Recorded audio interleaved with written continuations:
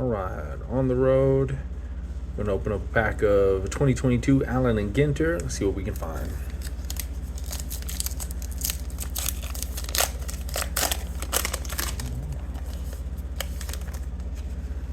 All right, we got a Goldschmidt to start. Let's see what we got here. We got a Carlton Fisk game used memorabilia. All right. How about that? We got a Sammy Sosa 98 NL MVP. Got a Luke Westman, apparently a tattooist. And we've got Bobby Witt Jr. rookie card. That's a good pack. Appreciate you guys watching. Like and subscribe.